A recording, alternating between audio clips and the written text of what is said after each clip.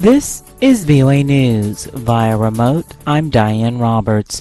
10 people are dead and another 10 wounded in a shooting at a Lunar New Year celebration in the Los Angeles area Saturday night. AP correspondent Julie Walker has more. LA County Sheriff Robert Luna says it happened at a ballroom dance club in Monterey Park. We don't know if this is specifically a hate crime defined by law, but who walks into a dance hall and guns down 20 people?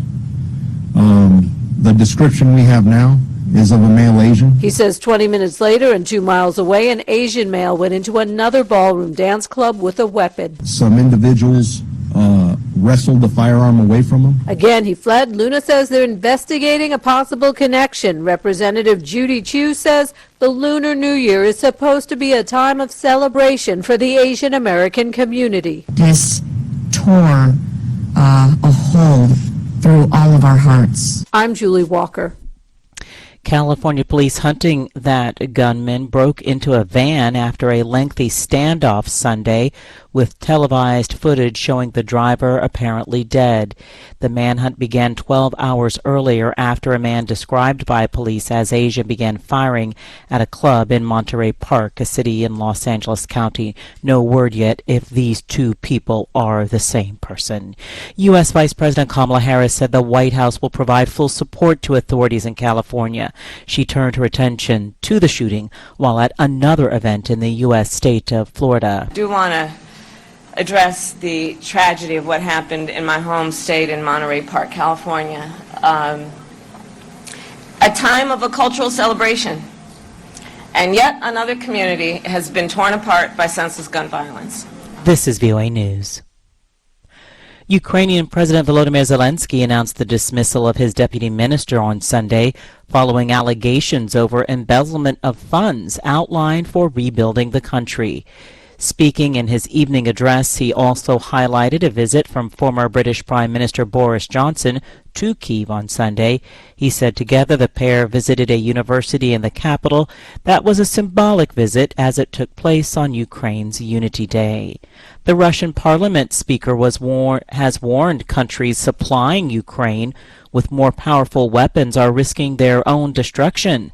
The message follows new pledges of armored vehicles, air defense systems, and other weapons for Ukraine's military, but not the battle tanks that Kyiv has requested. Russia's State Duma chairman said Sunday the West could expect a, quote, global tragedy that would destroy their countries, end quote, if they continue to supply Ukraine with powerful weapons. Somalia's government says 5 civilians were killed when al-Qaeda-linked extremists stormed a regional government office in the capital. The founder of an ambulance service told the Associated Press his team collected at least 16 wounded people from the scene of Sunday's attack. A staff member at the Benadir Regional Administration headquarters said the attack began with a suicide bombing before gunmen entered and exchanged fire with security guards. The staffer says security forces rescued most of the people inside the building. The Al-Shabaab extremist group claimed responsibility for the attack.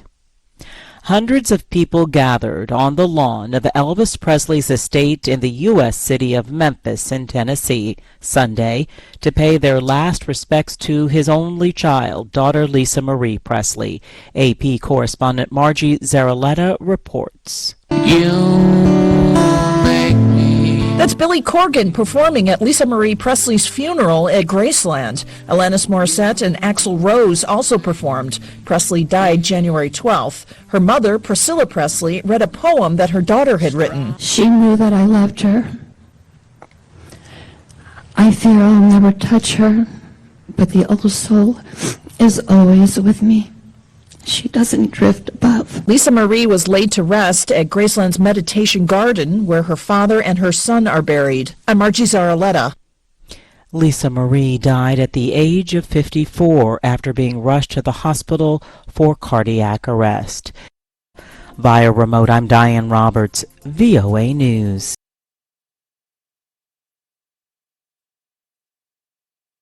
Please subscribe, like, or comment. Thank you.